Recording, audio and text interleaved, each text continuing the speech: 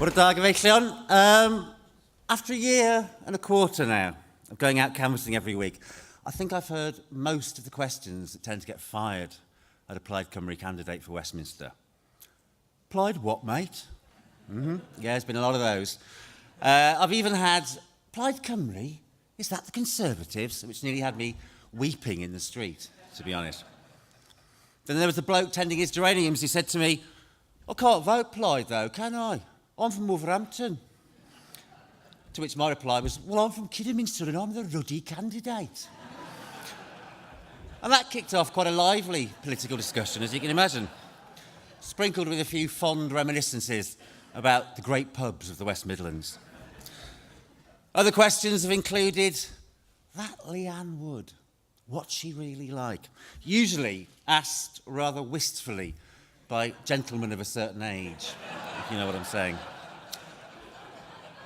Leanne's recognition has rocketed since she became Plaid leader 2.5 years ago. A few weeks after she won, I put a photo of her in a picture round in my monthly pub quiz in the village of Esgard Gaeliog. Two of the teams thought that she was Jodie Foster. Seriously.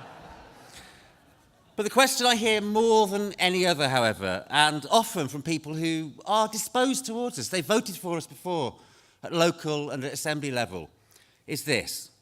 But what's the point of voting Plaid in a Westminster election? You're never going to be in government there. Well, aside from the fact that, as Leanne said yesterday, who knows what flavour of coalition might be produced by our erratic electoral arithmetic, there is no better answer to that question than to look at the truly remarkable record of Plaid Cymru MPs. There have only ever been 10 of them, but to say that they have punched above their weight in Westminster is a hell of an understatement.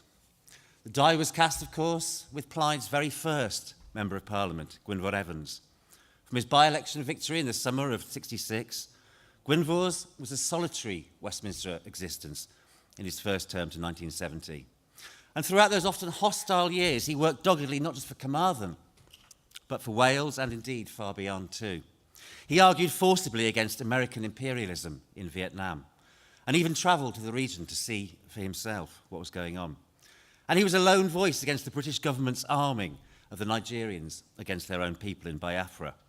He never picked the easy path, but he always picked the principled path. And as the benefit of hindsight shows us now, almost invariably, he picked the right path too.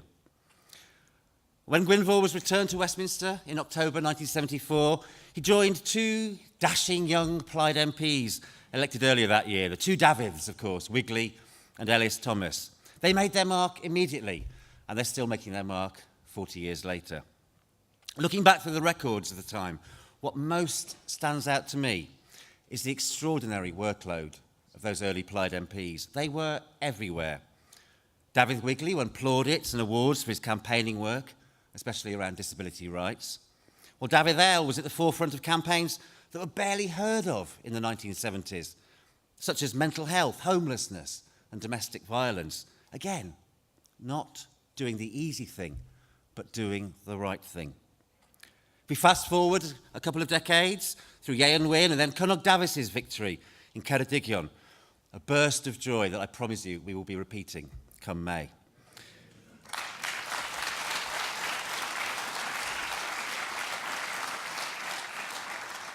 Now, Cynog is also a very good pub quiz question, though I don't suppose he'll ever get mistaken for Jodie Foster. The question is, of course, who was Britain's first Green MP? And he is the answer. The Plaid Cymru Green Party alliance that elected Cynog in Ceredigion in '92 was profound and heartfelt. And it continues in other ways today, in Brussels, where both parties sit together, and in Westminster, where the informal 10-strong bloc of Plaid MPs with the SNP and the Green MP Caroline Lucas, they've been a far feistier opposition to this miserable government than the shiny careerists and the sullen faction fighters of the Parliamentary Labour Party. In his Commons maiden speech 22 years ago, this is what he was talking about. Cynog railed against the proposed privatisation of British Rail. He made the all-important links from that to carbon emissions, to climate change, and to global poverty. And he banged the drum for Welsh potential in renewable energy. In his final contribution in the Commons 7.5 years later, Cynnog demanded the devolution of rail powers to the new National Assembly and for new north-south rail links in Wales. In between, he sponsored bills on energy and transport and won awards as Britain's greenest MP. Again, not easy, but right. And it was a template skillfully followed by his successor, Simon Thomas. Elected at the same time as Cynnog was another Plaid heavyweight, Elfyn Llwyd. The parliamentary sketch writer in The Independent said of Elfyn that he is always more interesting than he looks, which, just quoting, I think that's quite harsh, because to me, no, it is hard. Elfyn looks absolutely fascinating, as I'm sure he does. And I'm sure everybody who saw him last Sunday in Downton Abbey as the new butler would agree. No, just joking. Elfyn would always be upstairs rather than downstairs. Yeah. Of course, Elfyn has been centre stage these last few years in forensically holding governments to account for their cavalier imperial adventures. In 2004, he sponsored and led the very first Commons debate about the unlawfulness of the Iraq War. He was right 10 years ago, and he's even more so now, as we've seen in the tragic unfolding of events since then. We know now for sure that we were pushed into Iraq by the downright lies of Tony Blair. It took another Plaid MP, Adam Price, to say so in the House of Commons. He wasn't congratulated for his telling the truth. He was thrown out by the Speaker for daring to use the word misled. It was Adam, too, who initiated the impeachment campaign against Blair over Iraq and who exposed his rancid cronyism in the Mittal scandal. That became known as Cash for Influence, the grubby twin to Blair's Cash for Honours operation, exchanging peerages for loans to the Labour Party. And yes, that was another Plaid Cymru expose. Not bad for a party that's only ever had a maximum of 4 MPs at any one time. Now, when I first came to Wales, or initially as a visitor and then as a travel writer, it was the beauty of the country that first hooked me. But as I got to know it better, Wales quietly revealed even finer qualities to me. Its rootedness, its profound sense of place and love of culture, its respect for community over rampant individualism. These are qualities long embodied in the politics of Plaid Cymru, and we need them now more than ever. In these difficult times, Westminster desperately needs too the Welsh radical, egalitarian and internationalist traditions. Radical, because we dare say that austerity and endless cuts are not a fiscal necessity, but an ideological obsession that all of the London parties have signed up to. Egalitarian, because we believe that the rapidly growing gap between the super rich and everybody else, and between the southeast of England and everywhere else, is a national disgrace.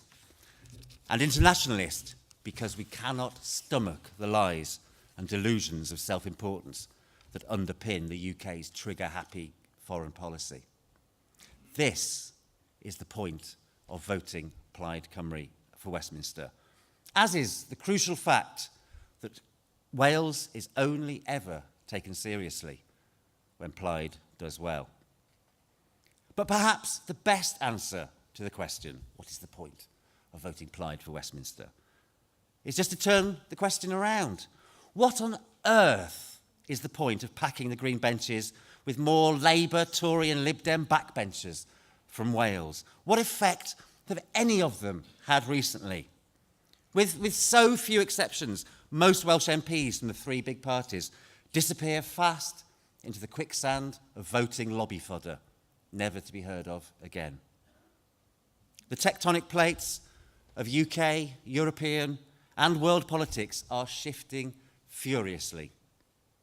At every level, we need a clear and creative Welsh voice. Instead of MPs whose main activity is working the coffee morning circuit for the benefit of the local paper, we need MPs with depth, experience, vision, independence of mind and, yes, politics.